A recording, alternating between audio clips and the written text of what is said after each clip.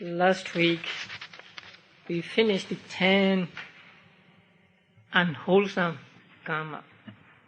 First, there are threefold unwholesome karma: bodily action, verbal action, and mental action.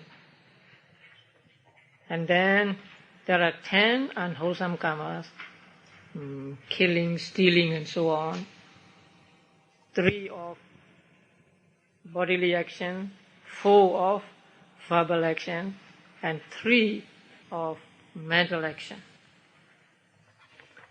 So today we come to section 23, by way of roots and consciousness.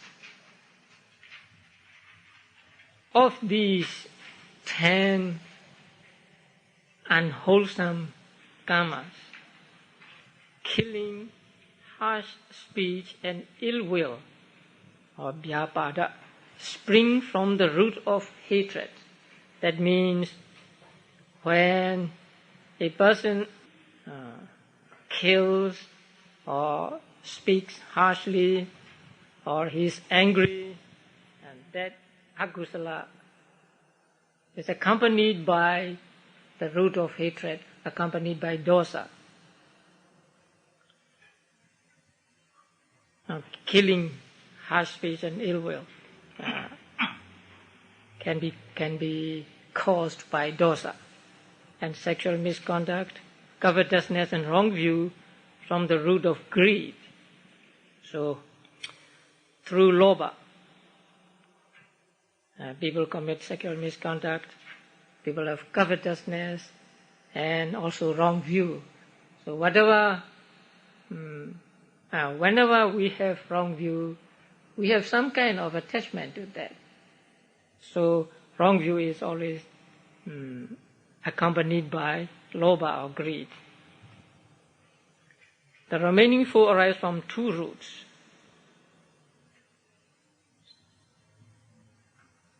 So they can arise from both, or from dosa or lobha. Now, the first one, killing. Killing can be caused by dosa. Sometimes greed may be the underlying motivation for killing, and hatred may be the underlying motivation for sexual misconduct. Or sometimes people may steal as a revenge, or people may commit sexual misconduct as a revenge. But Abhidhamma holds that the volition that drives the act of cutting off the life faculty of another being is always rooted in hatred. So killing is defined as cutting off the life faculty. So the act of cutting off the life faculty is always accompanied by dosa, or aversion towards the continued existence of the being.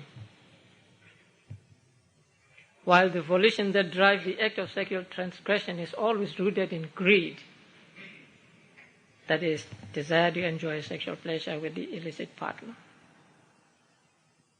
The volition driving the other 4 acts, stealing, lying, slandering, and frivolous talk, may be accompanied by either greed or hatred.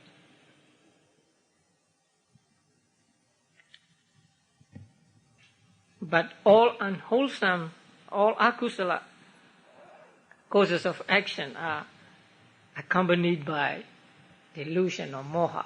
There is always moha. So moha and lobha, or moha and dosa. And then the manual said, according to the classes of consciousness, this unwholesome karma is altogether 12-fold. Now, we understand karma to be cetana, volition. But here, the author is saying that according to the classes of consciousness, this akusala karma is altogether 12-fold. That means 12 akusala types of consciousness. Here, Cetana itself as a composite whole, rather than the individual factor of volition or Cetana, is considered to be the karma. So sometimes akusala Cetas are called karma. This is just a usage. So when we say akusala Ceta is karma, we mean akusala Ceta along with its concomitants, including Cetana. But to be exact, as you know, only Cetana is karma. But sometimes Cetana as well as other other mental factors, and here even the consciousness, Ceta, is called or said to be karma. So akusala karma, according to the classes of consciousness, is 12-fold. That means 12 akusala Cetas. Next we come to wholesome karma of sense sphere, karma vajra kusala. There is only one akusala, so we do not say karma vajra akusala, because akusala is always karma vajra, and there is no rupa vajra akusala or avarupa vajra akusala.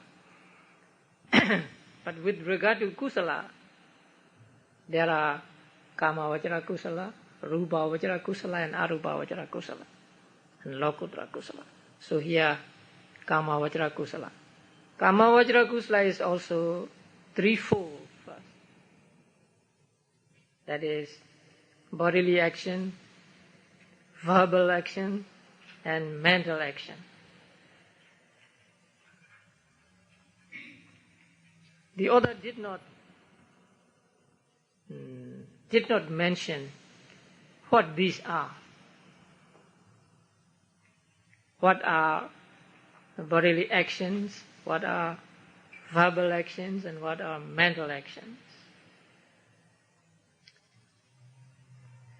And the teachers understand it to mean the opposites of the 10 akusala karmas we just met. So, when the akusala karma are, say, killing, stealing, sexual misconduct, and so on, here kusala karma is the abstention from killing, stealing, sexual misconduct, and so on. The first three, abstention from killing, stealing, and sexual misconduct, is actually the virity, the abstinence. There are three abstinences, right? Samma vaca, right speech, right action, and right livelihood. So abstention from killing, stealing, and sexual misconduct are right action. And abstention from lying, slandering, and so on,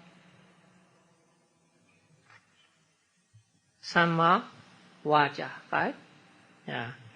And then the last three are the opposites of covetousness, ill will, and wrong view. So they are non-covetousness, non-ill will, and right view.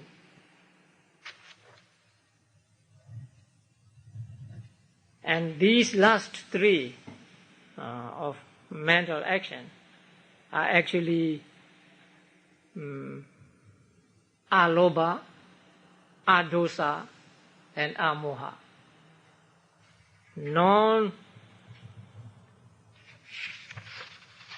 Non-covetousness is alobha, non-ill will is adosa, and non-delusion is amoha. So, in this way, there are 10 wholesome karma of sense sphere.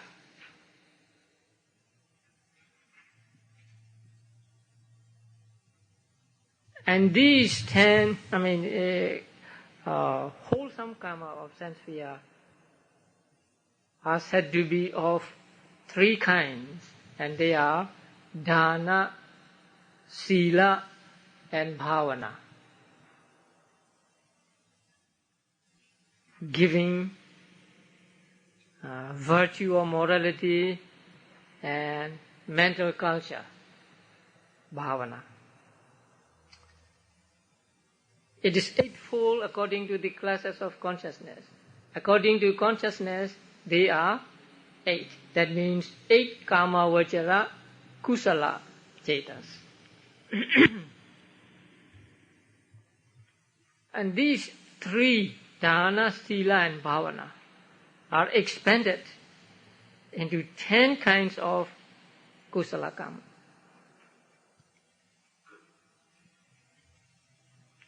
Dana, sila, bhavana, giving, virtue, meditation, reverence, and so on. So these 10 are called 10 bases of wholesome karma.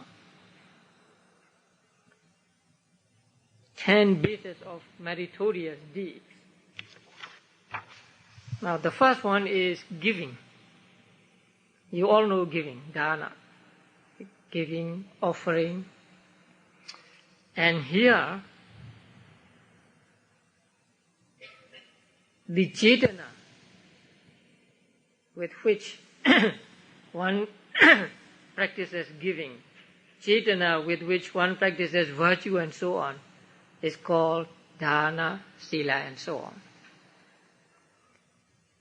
And dana is not only the cetana at the moment of giving, but also that precedes and that follows the act of dana or act of giving. So before you practice dana, say you try to get something, you try to obtain something so that you can donate it or you can give it to other people. So the searching for the things to give is also called dana.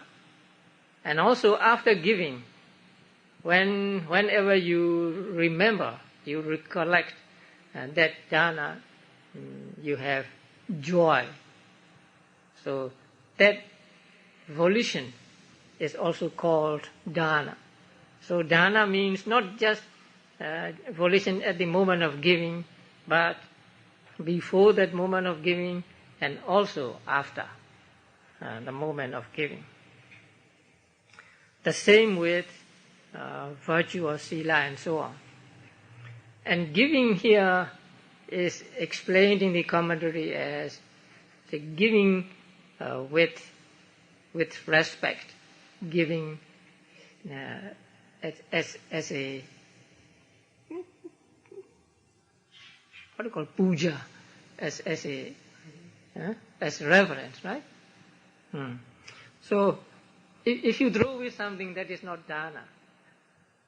But when you make it an act of dana, you make it seriously. You make it with respect, with adoration, like when you offer something to the Buddha and so on.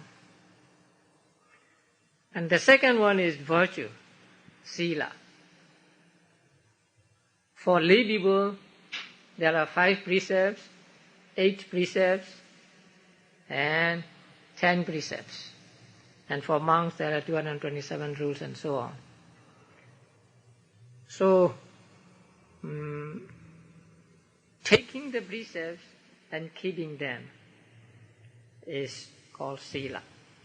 But what if a person does not take the precepts, but when he has an occasion to commit something, to break some rule, he refrains from. So let's say when he has an occasion to kill, he refrains from killing. Is that sila or not? At the moment of refraining. It is sila, because it is right action, right? When he refrains from telling a lie, then it is a right speech. So even though a person has not taken the precepts, but if he abstains from the killing and so on, as the occasion arises, that also is called sila. And then the third one is bhavana, meditation, mental culture, practice of, 40 kinds of meditation, practice of vipassana,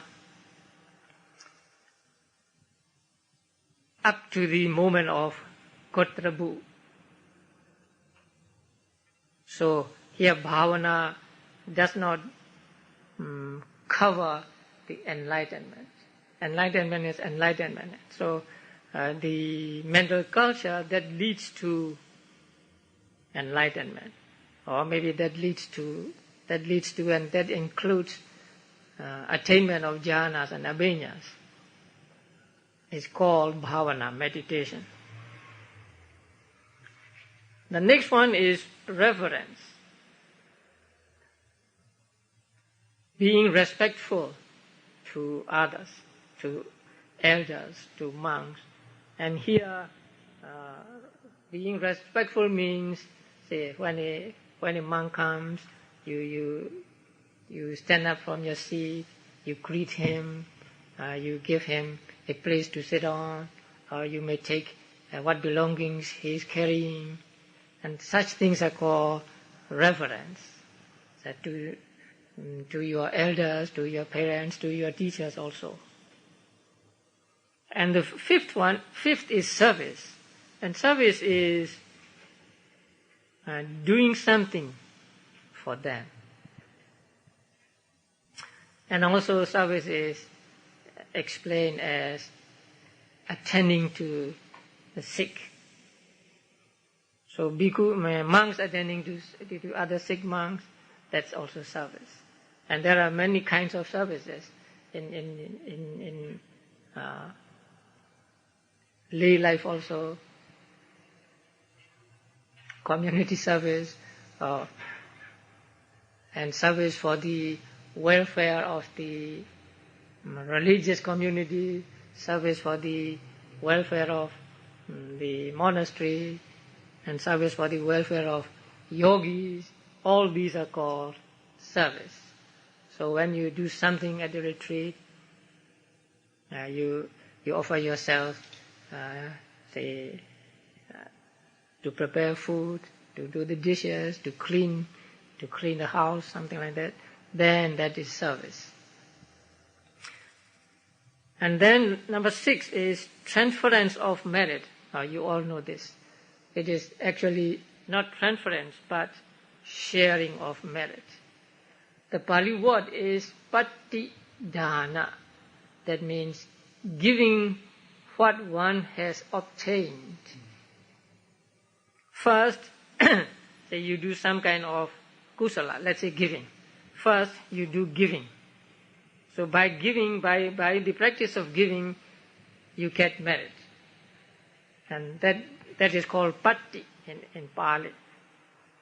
And then you want to share this merit, or you want to make this merit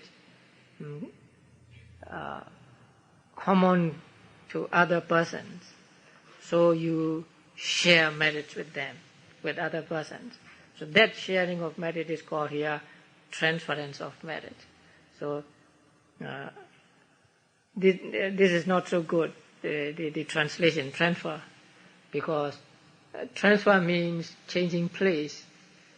But here, as you all know, merit does not change from one person to another, but it is like lighting a candle from the lighted candle of another person. So, transference of merit means just giving other people a chance to get merit themselves by having them rejoice at your merit. So when you practice sharing of merit, you say, may you share my merits, or may all beings share merit, and so on. And then rejoicing in others' merit, and that is saying sadhu, sadhu, sadhu. Now it is customary in Buddhist countries to say sadhu, sadhu, sadhu when merit is shared.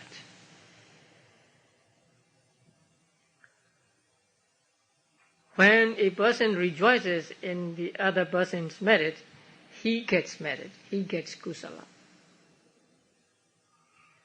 Now, there is a problem here. Can we say sadhu even though other person does not share merit with us? We see somebody, say, doing a charity, right? Can we say sadhu, sadhu, can we rejoice at his merit and get merit ourselves?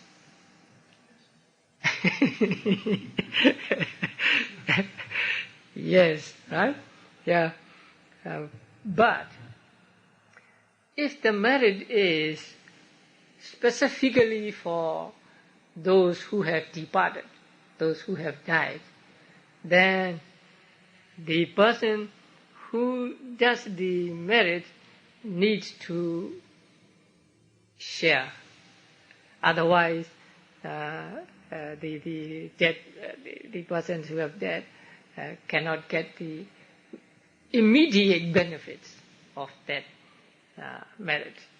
Now, when we share merits with those who have departed, and they rejoice at our merit, they get merit themselves and they get the results immediately. Now, when we as human beings rejoice at merit of other people, we don't get immediate results. We just get kusala. So, if merit is done specifically for those who have departed, then you need to share merits with them. And they also need to rejoice at your merit. Now, there are three conditions to be fulfilled for such merit to be immediately effective. That is, the person who does the merit must share that merit with the other persons, and the other persons who have departed must rejoice at that merit, and there must be a worthy person to accept the offerings, like a Buddha or Arahant or a monk.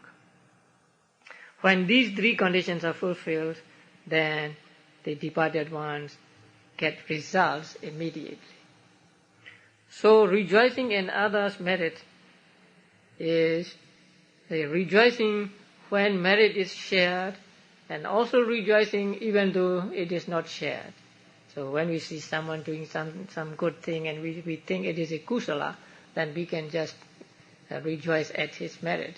Or we can just say to ourselves, sadhu, sadhu, sadhu, and that way we get merit ourselves.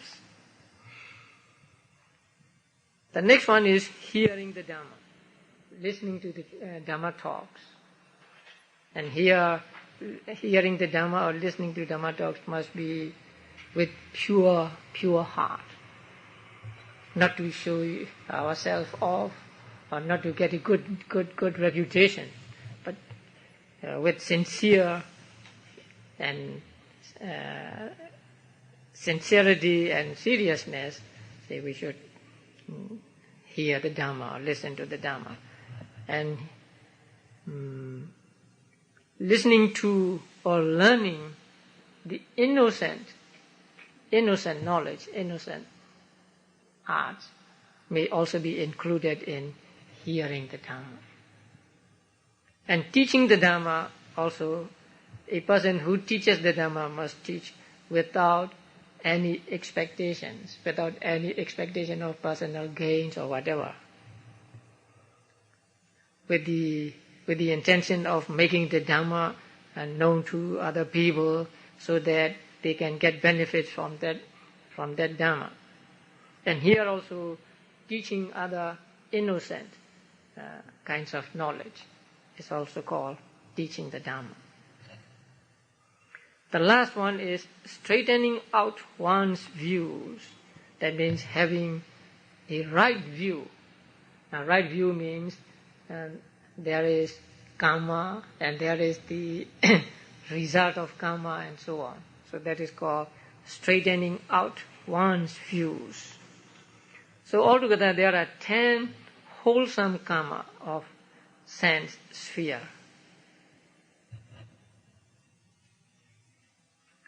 Now,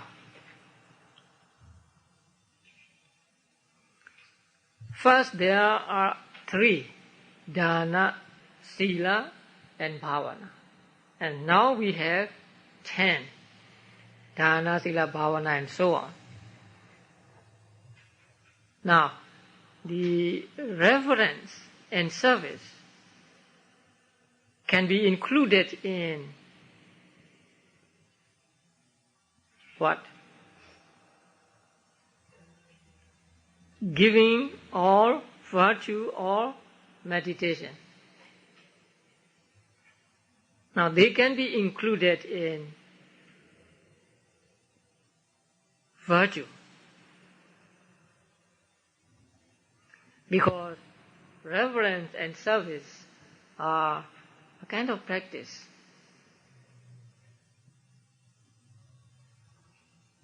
So they can be included in virtue.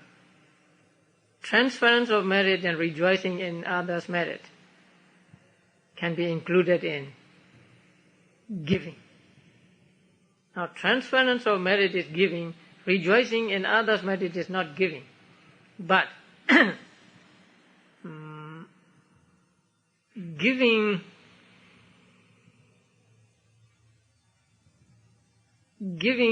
gets rid of covetousness. Isa, I mean, Isa and Macharya. And transference of merit and rejoicing in other person's merit also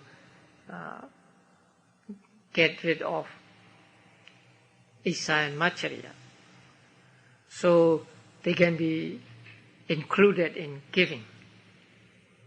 Hearing the Dhamma and teaching the Dhamma, and also straightening one's view can be included in the last one, bhavana, meditation.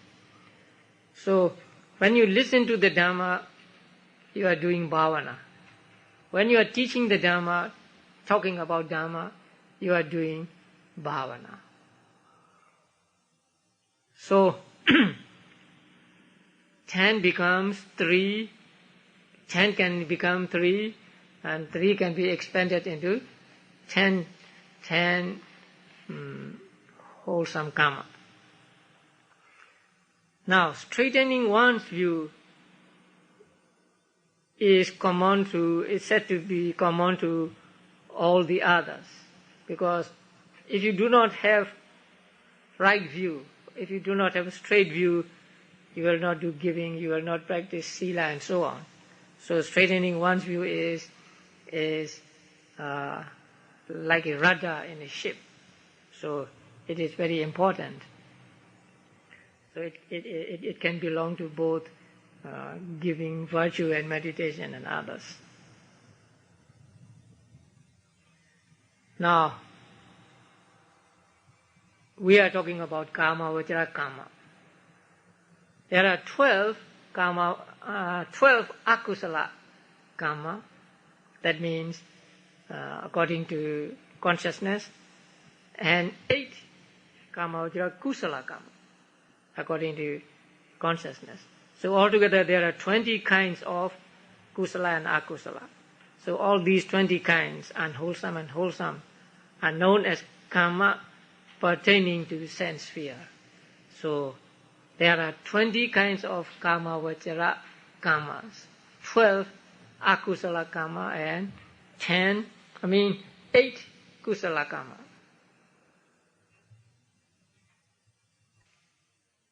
Next we come to rupa vachara kusala kama. Now, rupa vachara and arupa vachara are easy. In rupa vachara kusala kama, there is only one, that is manokama. Rupa vachara kusala is what? 5 jhanas, right? So these jhanas are not kaya kama, not action of the body, not verbal action, but mental action. So they are always manokama, the only manokama. And they are to be achieved through meditation, not like kama vachara kusala. So without meditation you can acquire kama vachara kusala, but without meditation you cannot acquire rupa vachara kusala. And it is always one that reaches absorption. So only when there is absorption can there be rupa vachara kusala. And rupa vachara kusala is divided into 5 according to the jhana factors. When there are 5 jhana factors, there is what? First jhana. 4 jhana factors, second jhana. 3 jhana factors, third jhana. 2 jhana factors, fourth jhana. 2 jhana factors, fifth jhana. So according to the distinction of jhana factors, there are 5 rupa vachara kusala kama. And arupa vachara kusala, there are 4. And they are also manokama only, mental only. They are not bodily actions and they are not verbal actions. And like rupa vachara kusala, they are to be achieved through bhavana, mental culture, meditation. And they are those that reached absorption. And they are fulfilled by the distinction of object. You know the objects of the 4 arupa vachara chetas, right? What is the object of the first one? Infinite space. Yeah? And the second, first arupa vachara cheta. And object of the third, absence of the first. And object of the fourth, the third arupa vachara cheta. So here distinction is by objects, not by jhana factors, because all these 4 have the same number of jhana factors. What are the jhana factors there? Ubbekha and ekagata, right? So now we come to the end of enumeration of kamas. Kama vachara kama, rupa vachara kama, arupa vachara kama. 20 kama vachara kama, 5 rupa vachara kama and 4 arupa vachara kama.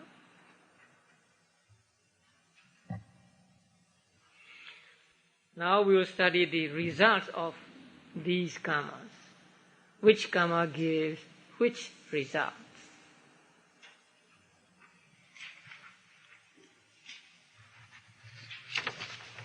Now if you can look at the chart on page 212.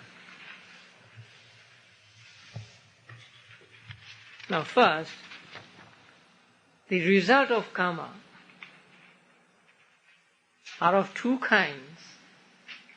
One at relinking, at rebirth, and the other during life. So there will always be these two kinds of results. Results at rebirth and results at, during life. That means after rebirth until death.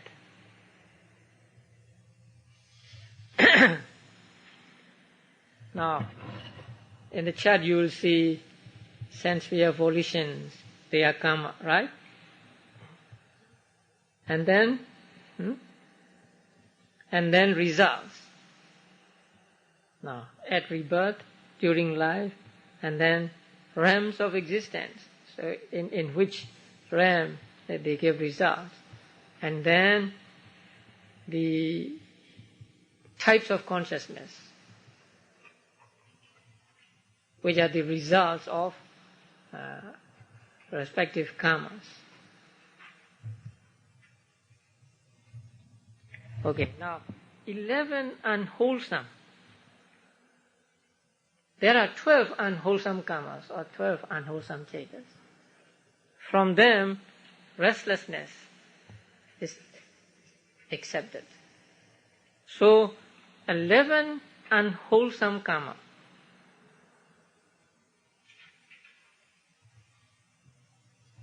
give results in 4 woeful states at rebirth.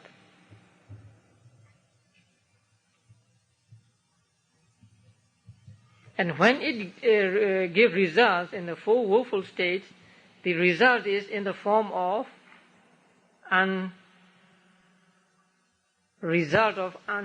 unwholesome result, investigation.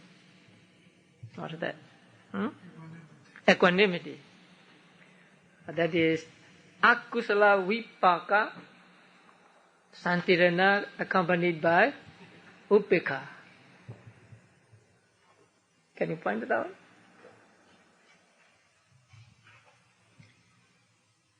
Yeah. So that is one. So that akusala vipaka santirana accompanied by upekha is the result of 11 unwholesome chetas or 11 unwholesome karmas at rebirth in 4 woeful states.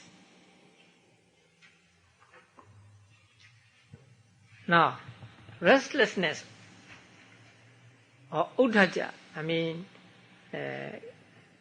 karma accompanied by udhaja, cannot give results at rebirth because it is too weak. It is not accompanied by strong cetasikas. Since it is not accompanied by strong cetasikas, it has no power to give results at rebirth. Another explanation is that it does not give results at rebirth because it is not eradicated by Sotapatti Magga. Sotapatti Magga eradicates what? Wrong view and doubt, right? And a Sotapanna is not reborn in 4 woeful states. But here, a Sotapanna cannot eradicate udhaja, restlessness. So he still has udhaja, and he will not be reborn in 4 woeful states. So, udhaja, restlessness, cannot give results in 4 woeful states at rebirth. But during lifetime, it will give. So, the next line, 12 unwholesome karmas give result during life in all 11 karma vachara realms.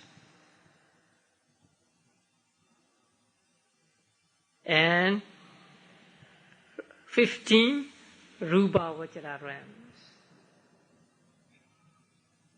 In kama vachara realm, the the vipaka is in the form of chetas.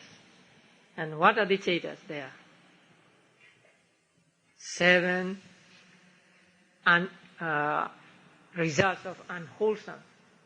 All 7, yes. But in Rupa Vajra realm, 3 will be missing. Because the Brahmas have no sensitivity, tongue sensitivity, and body sensitivity. So, less those 3, only the other 4.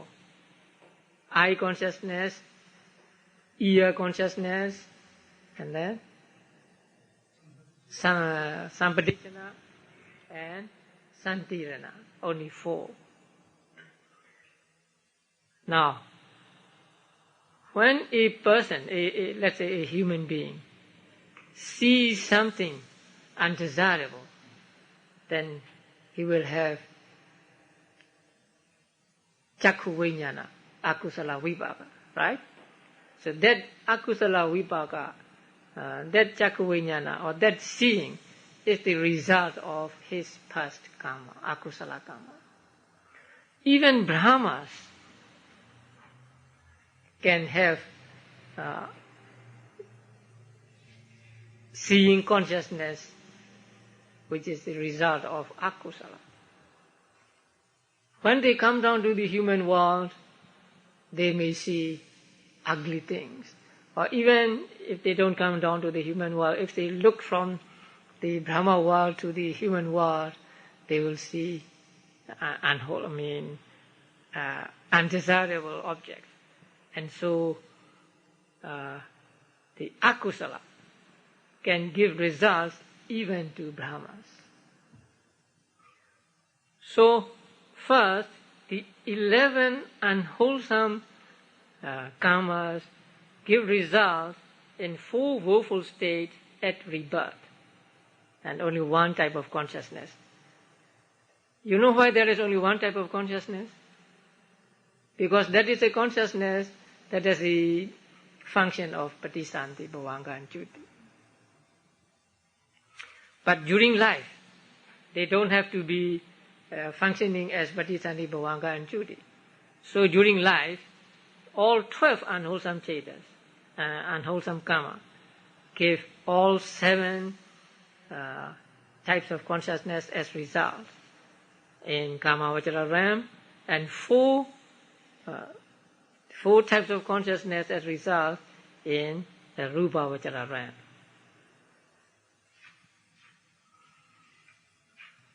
Now, next one. 4 3-root superior wholesome. Now,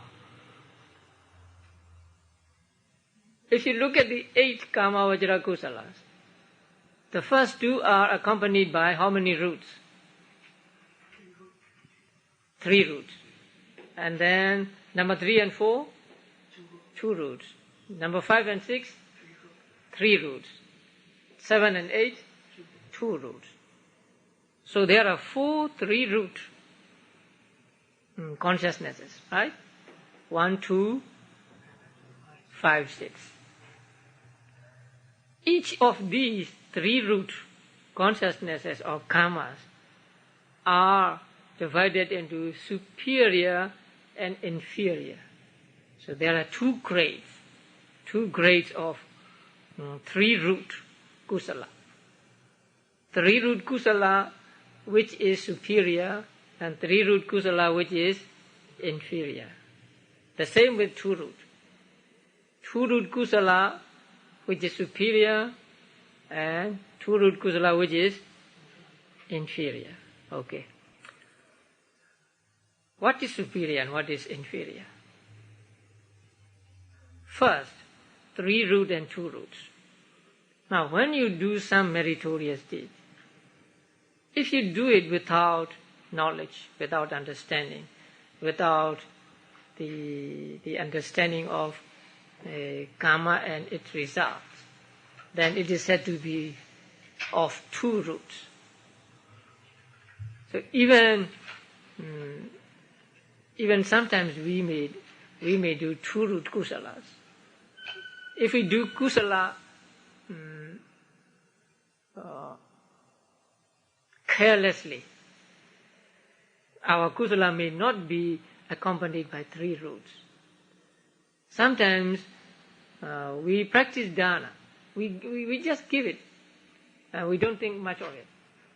So when we give it and don't think much of it, then our kusala may not be accompanied by three roots.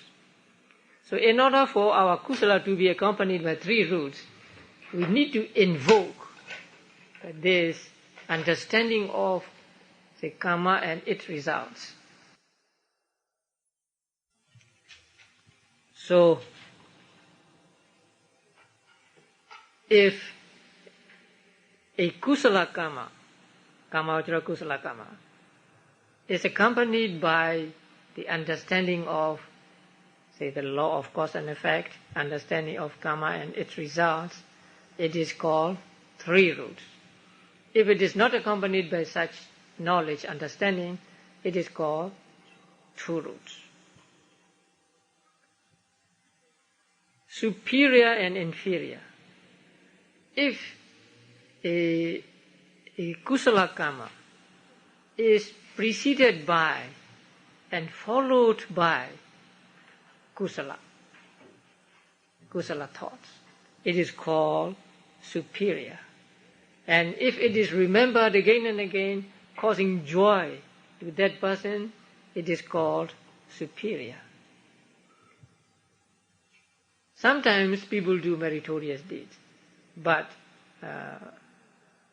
preceding that deed, they may have akusala. And after doing the meritorious deed also, they may have some kind of regret. Oh, if I did not give them away, I would have made use of them myself or for my family or something like that. So there can be some regrets. So if there are regrets, then it is called inferior. So superior, being superior and inferior depends on whether a certain kusala karma is preceded by and followed by kusala.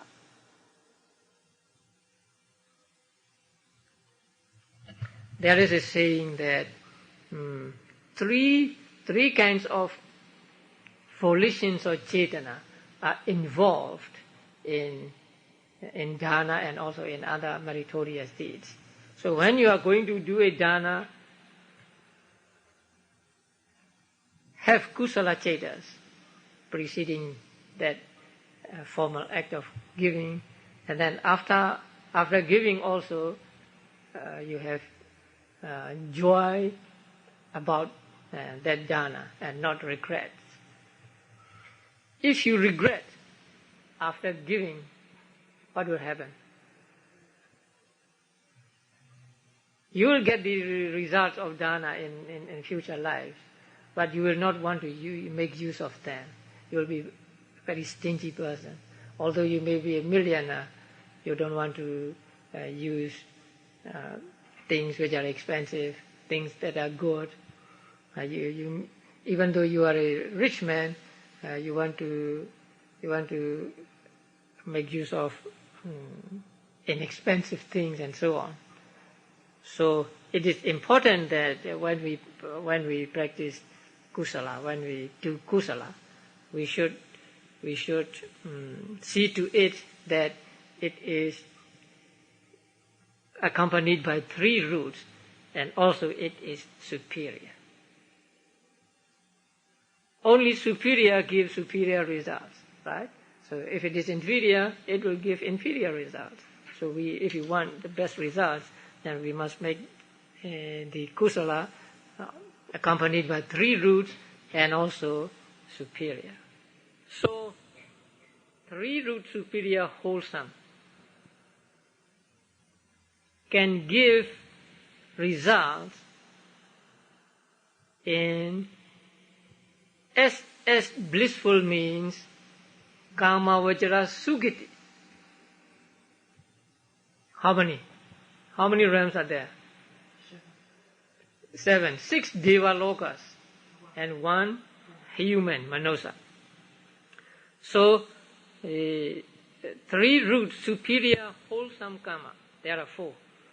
3 root superior wholesome karma can give results in the karma sugati, 7 realms of karma sugati at rebirth. The results are in the form of chetas. And what chetas?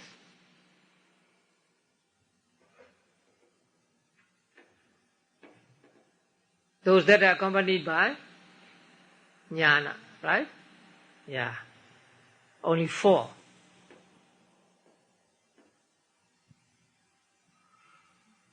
Okay. Now, during life,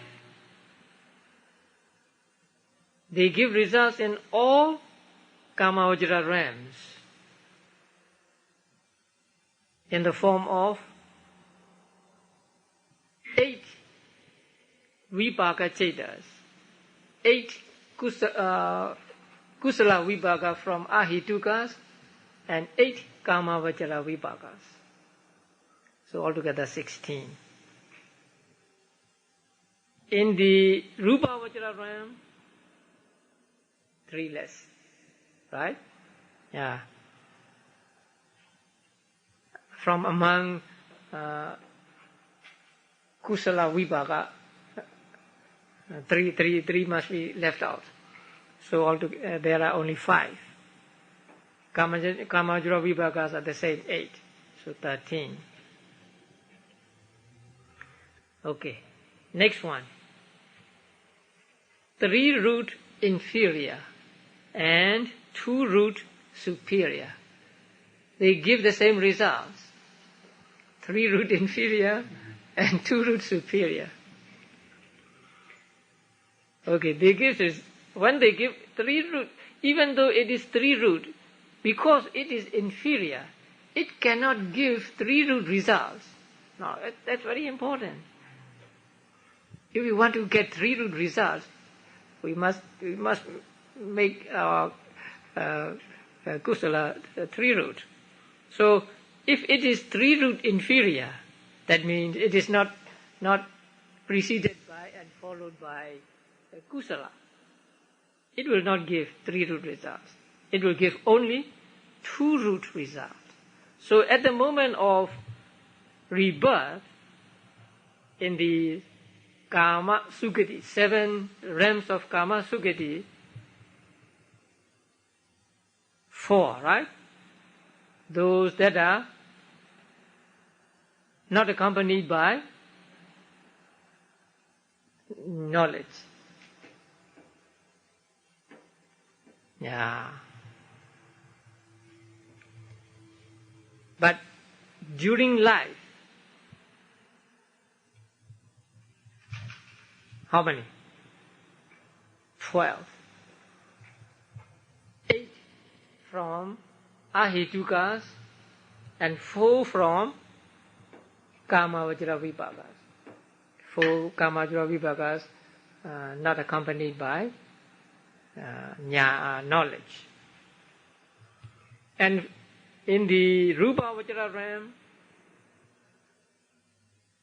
5 from Ahitukas and 4 from Kamavajra Vipaka.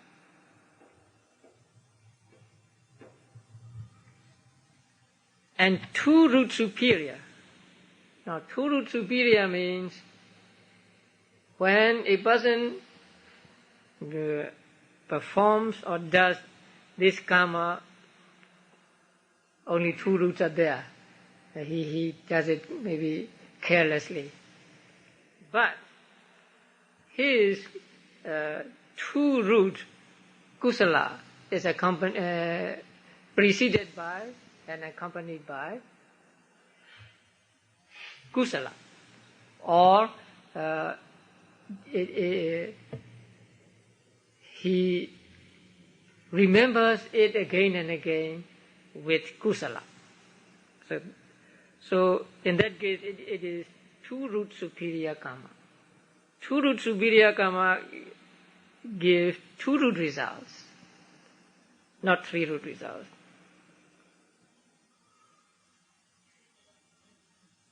And then the last, two-root inferior. There are four, right?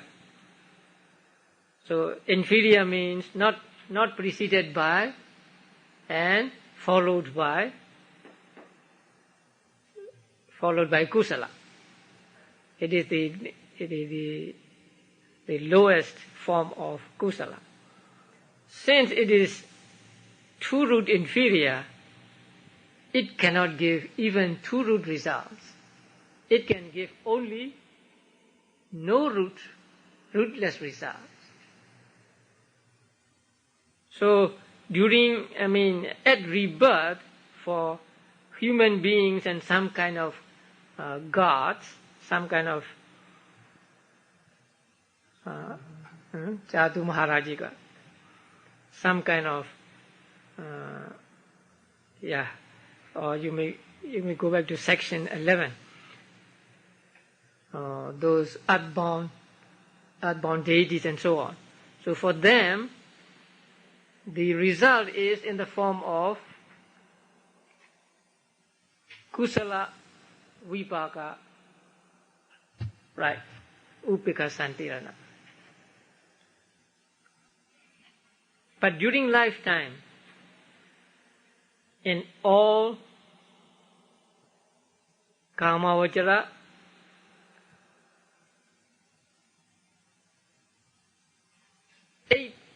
the results are in the form of 8 kama ahetuka vipakas, kusala vipakas. And for in the Rupavajara realm, 5. Without nose, tongue and body consciousnesses. So this is the karma and results of kamavajara. So in kamavajara there are akusala and kusala. And you divide akusala into 2. The first, the 11 without restlessness. And the next 12, all 12. And the first one is for rebirth result. And the second one is for during lifetime. And then we divide the kamavajara kusala into 3 root superior, 3 root inferior, 2 root superior, 2 root inferior. And only 3 root superior kusala can give 3 root results. 3 root inferior and 2 root superior can give only 2 root results. And 2 root inferior cannot give even 2 root results, only rootless results. I think this much is clear. Later on we'll find the opinion of the sum on page 216, but we will not go there yet. We'll read the table. So on page 213, they are not difficult. Now we come to Rupa Vajra and Arupa Vajra. First jhana, here also what? Inferior, medium, and super. What do you say here? Limited degree, medium degree, and superior degree. Now, these jhanas can be developed in 3 ways. So inferior, medium, superior. Inferior means, or limited means, a person just got that jhana and he did not use it again. That kind of jhana is called limited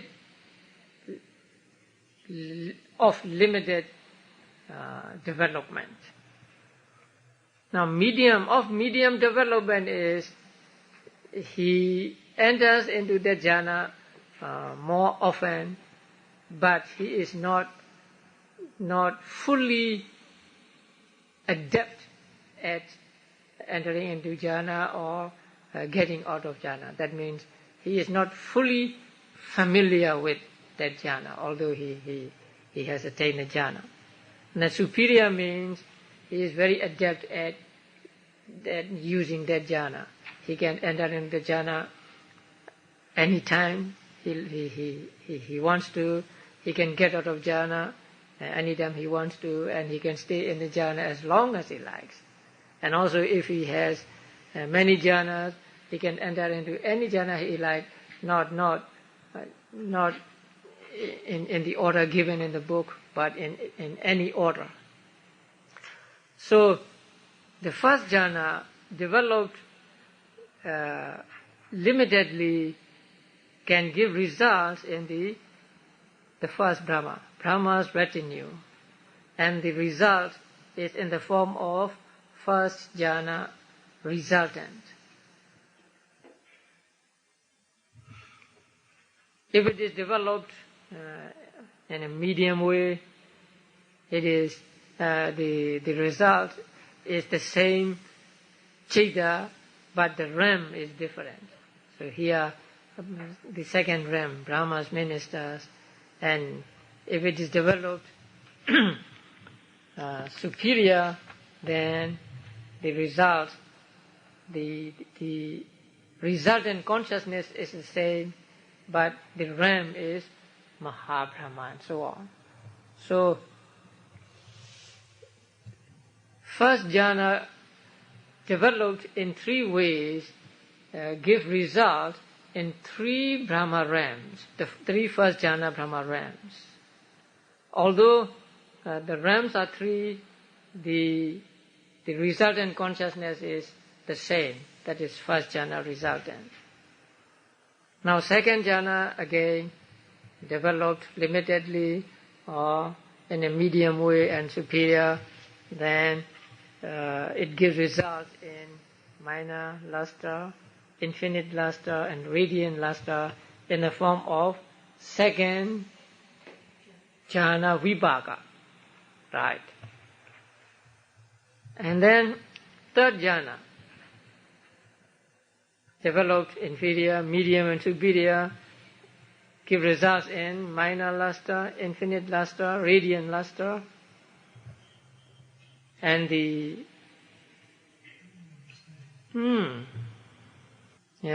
it's repeating. What do you say?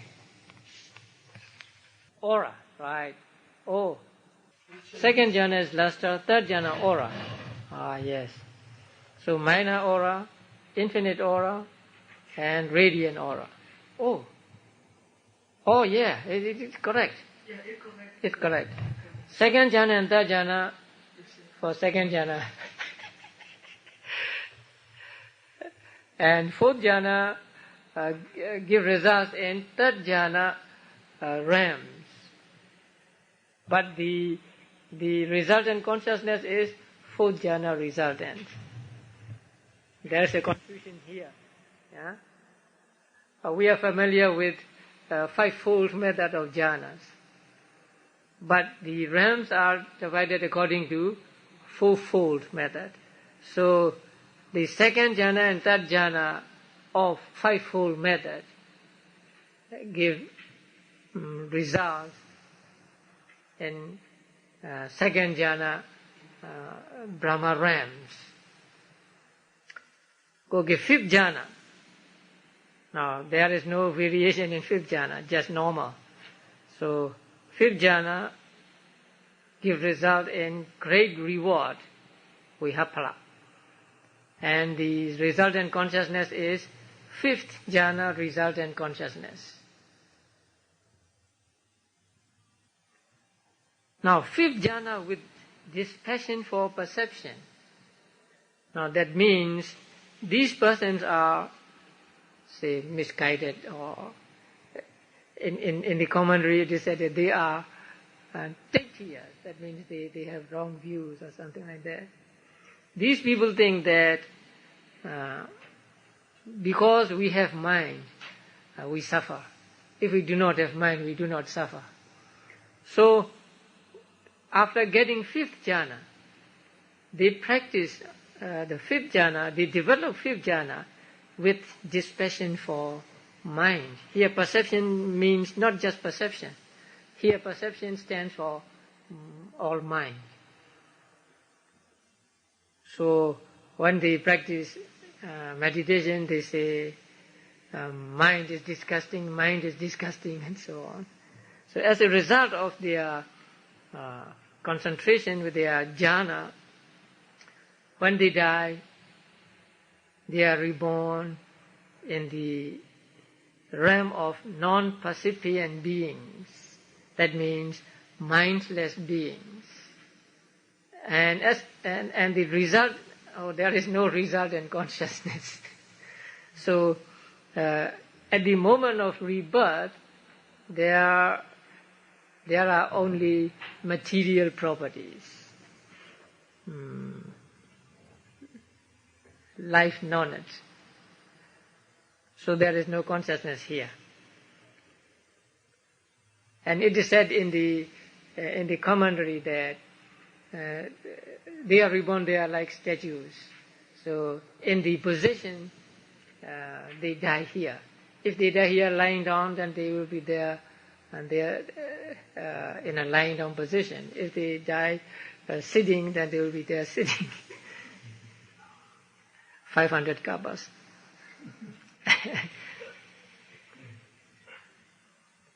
And then fifth jhana of non-returner, anagami. Right? Yeah. Anagamis are reborn in pure abodes only, right? Yeah. So their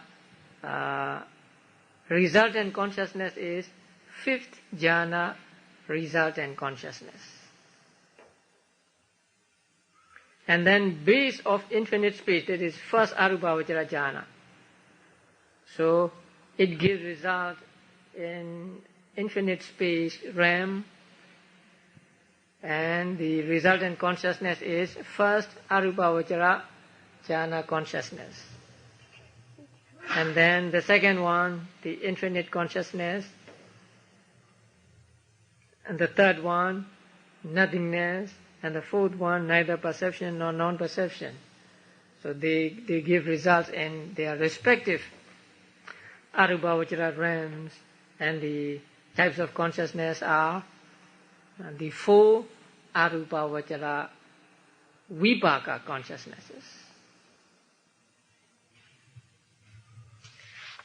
So in brief, jhana kusala, rupavachara jhana kusala give results in rupavachara realm, and arupavachara jhana kusala give results in arupavachara realm. And there are 5 jhanas and 4 jhana planes. So second jhana and third jhana give results in second jhana plane.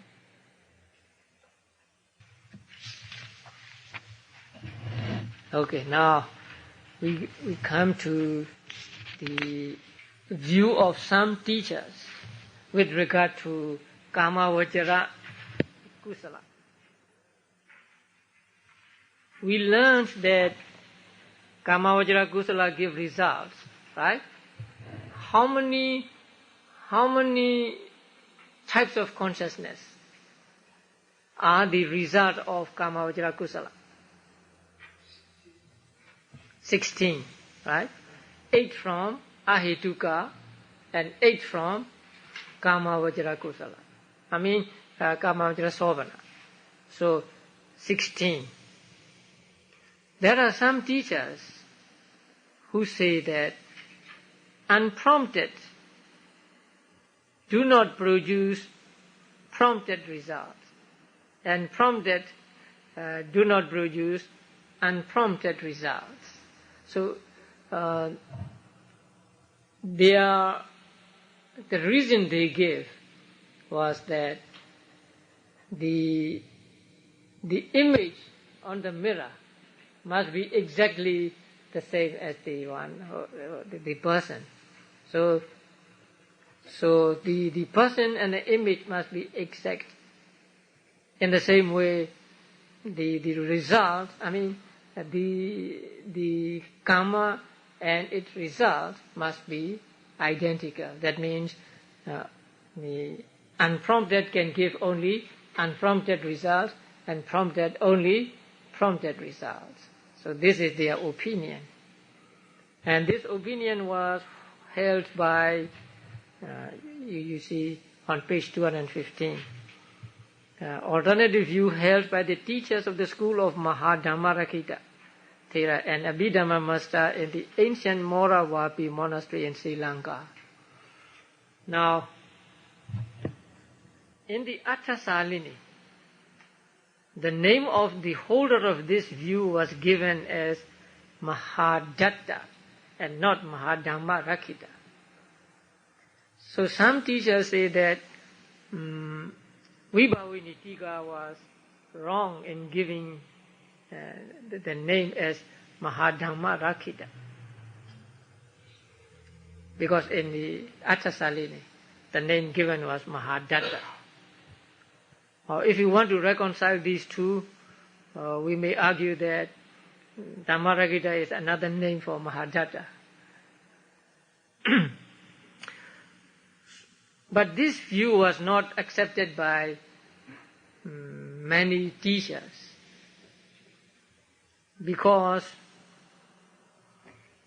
the relinking consciousness being prompted and unprompted does not depend on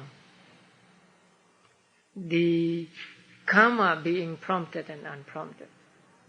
It depends on how the karma or karma nimitta or gati nimitta is presented to the mind of a dying person.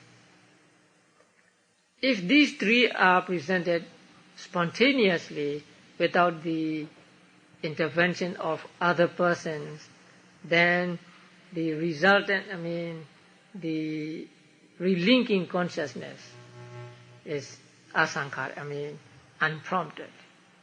If one of these three appear to the dying person with the help of, say, relatives and so on, then the relinking consciousness becomes prompted. So the being prompted or unprompted of the relinking consciousness does not depend on the karma being prompted and unprompted. So this view was made. This view was designated as Kechi Sam. So I have told you about this once, right? When the author says Sam, that means they don't like it, or they think it is not up to the standard. So according to those teachers, the results may be different, right?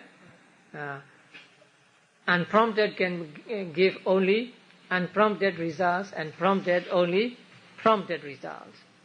So there is a chart on page 216.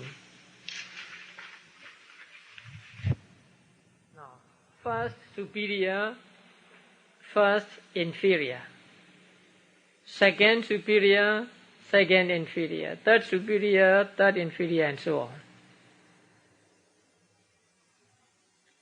And first superior and also first inferior are unprompted. So the first two are unprompted, the second two prompted, and then the other two unprompted, other two prompted, and so on. So the first one, first superior, that means 3 root superior. give results according to general view 1 to 8 of the Kamajra Vipaka. Yeah. 1 to Kamajra Vipaka. Yes. Sobana, yes. Vipaka. Right. Yeah. But according to some, since it is unprompted, right? So only it can give unprompted results. So 1, 3, 5, 7. Yeah. And then 2 roots. First, inferior, 2 roots. So it can give only 2 root results. That is 3, 4, 7, 8. But according to some, it is still unprompted. So according to some, 3 and 7.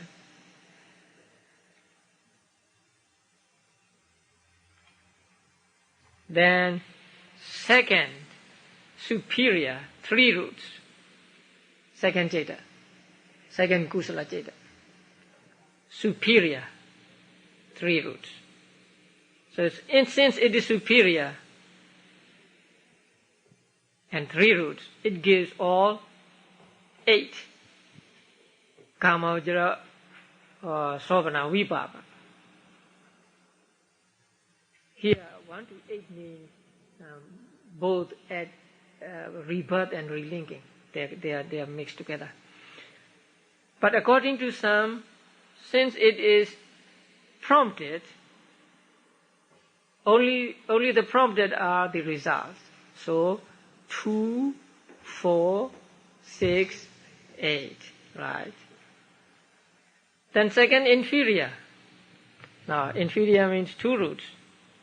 So when it is 2 roots, only 2 roots resultant. 3, 4, 7, 8.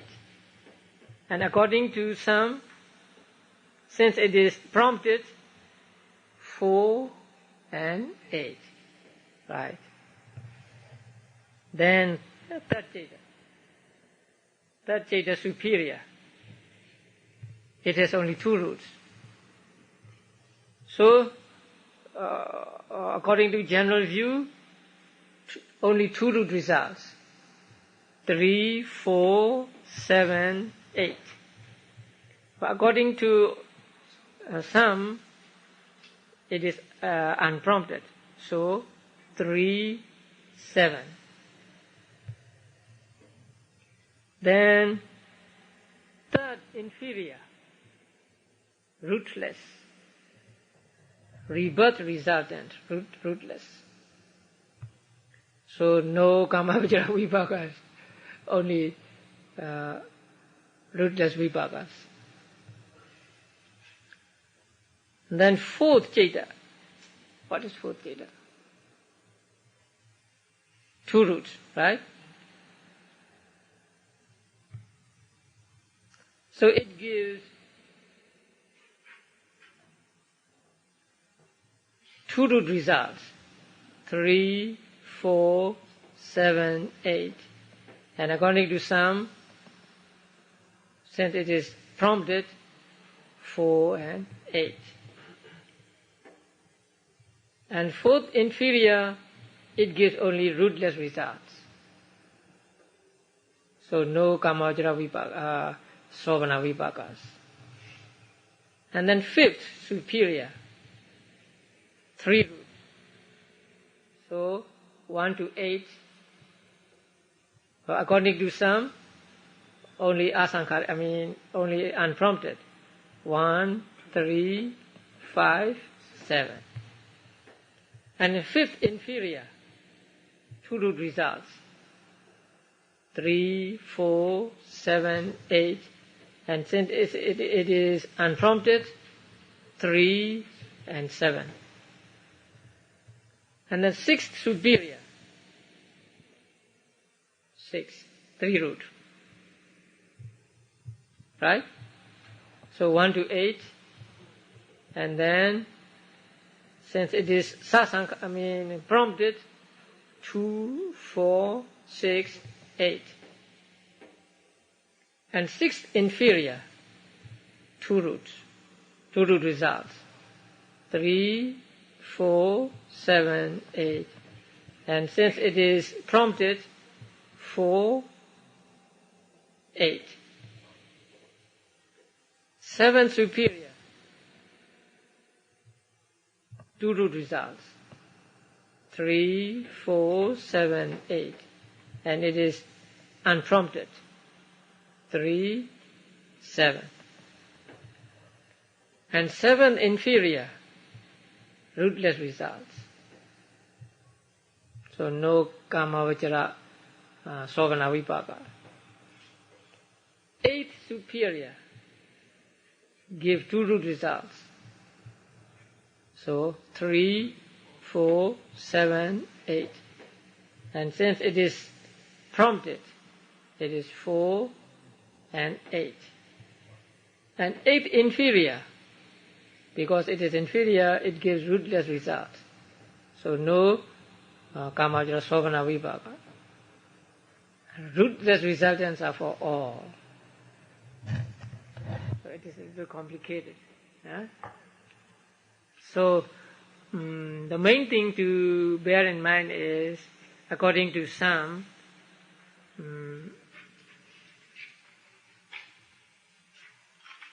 only unprompted results from unprompted kusala. Prompted results from prompted kusala. That's all.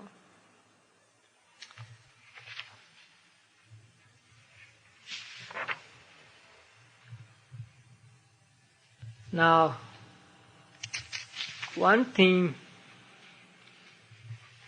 important to note is about anagamis. So please turn to page 218. The non-returners are born in the pure abodes. Now you all know that if a person becomes an anagami, he will not come back to this kamavachara realm. So he will be reborn in the 5, one of the 5 pure abodes. And it is said that their rebirth into these 5 realms is determined by their predominant spiritual faculty. Now there are 5 spiritual faculties, right? Saddha, Viriya, Sati, Samadhi, Panya.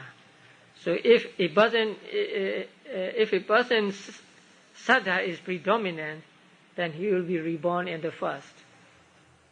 If Viriya is predominant, he will be reborn in the second, and so on.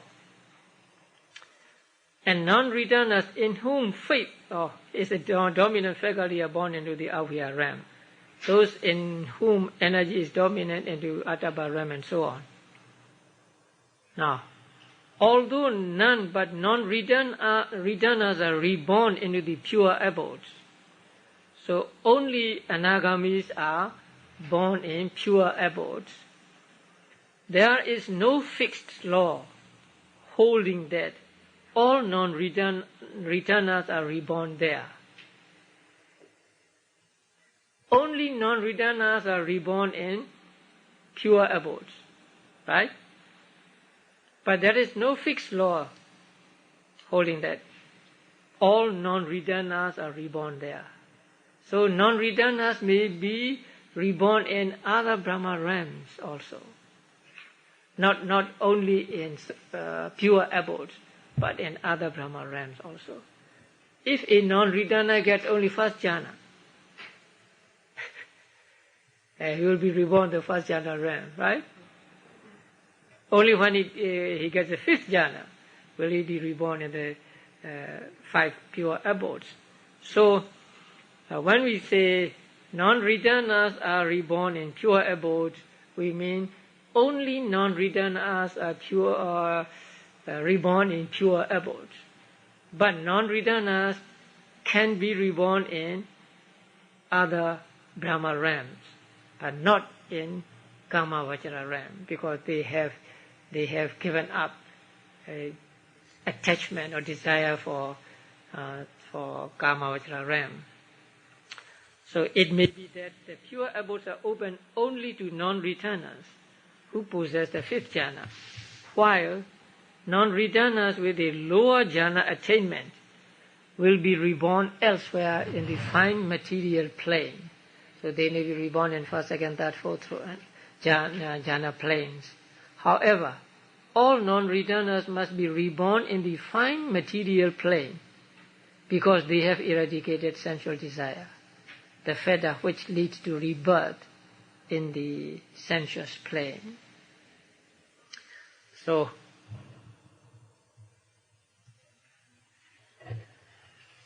now there are three kinds of topmost realms, and they are called great reward, and then Akanita, and the highest Neva Sanya, Nasanya, Yatana, neither perception nor non-perception. Those who are reborn in those will not be reborn in other realms. They will become arahants and they'll finish their samsara. And the noble ones, the enlightened persons who are reborn in the Brahma realms will not be reborn in lower Brahma realms. So they may go higher and higher, but they will not go lower.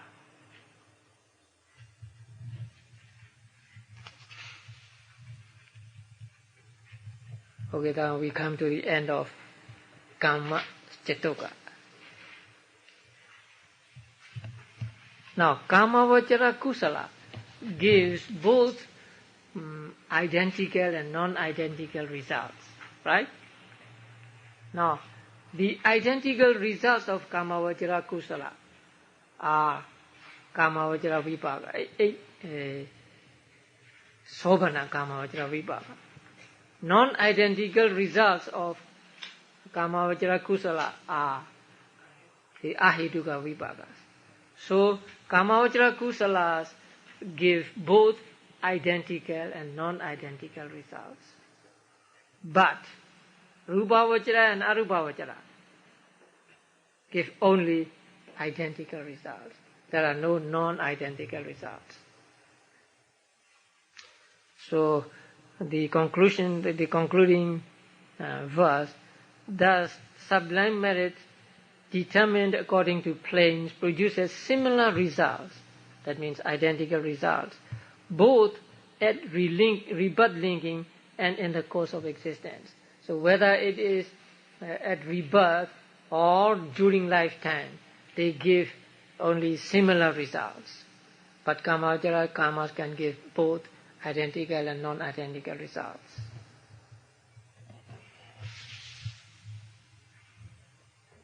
Okay. Sadhu, sadhu, sadhu.